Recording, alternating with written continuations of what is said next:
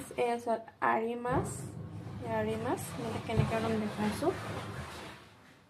আৰি মাছ, এয়া বিলাহী কাটিলোঁ, কেঁচা জলকীয়া দুটা ল'লোঁ, পিঁয়াজ কাটি লৈছোঁ, এয়া হৈছে আদা পেষ্ট, নহৰু পেষ্ট, কাশ্মীৰী মিৰ্চ, হালধি আৰু আপোনাৰ জিৰা ধনিয়া মছলা।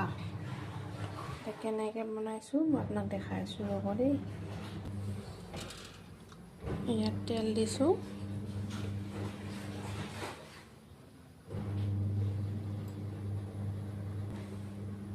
তেল গৰম হৈছে। ইয়াত পিঁয়াজ দিলোঁ,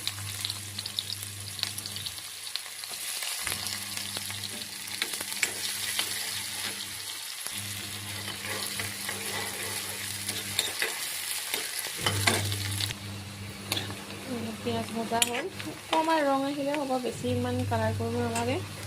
এতিয়া গোটেইখিনি দি দিম। ঠিক ৰেচিপি মানে এইটো বেছি দেৰি কৰিবলৈ সময় নাই, সোনকালে বনাইছোঁ। এনেকৈ বনালে সোনকালে হয়, খাবলৈ টেষ্টি হয়।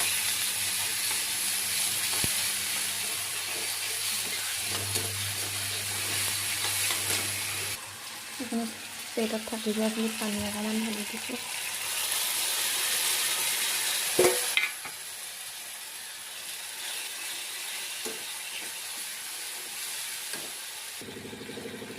পানী অকণমান দিছোঁ।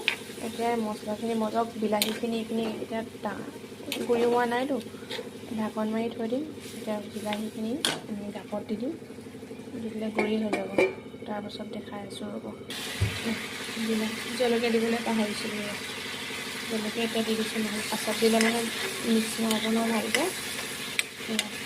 এইখিনি মজক ফুট যেতিয়া আহিব তেতিয়া মই দেখাই আছোঁ, ৰ'ব। 5 মিনিট কিন্তু গাপত দি দিলে ফুট আহি যাব। চাওঁ ৰ'ব, সেইটো যদি হ'ল ফুট অঁ হ'ল, ঠিক আছে, ধুনীয়া। এতিয়া মাছ দি দিব পাৰি, এতিয়া মাছ দিছোঁ। এইটো আৰি মাছ হয়। এতিয়া এয়া মাছখিনি দিলোঁ, এতিয়া নিমখ দিম। মই বেছি জোল নকৰোঁ, সেইটো হিচাপত মই নিমখ দিছোঁ।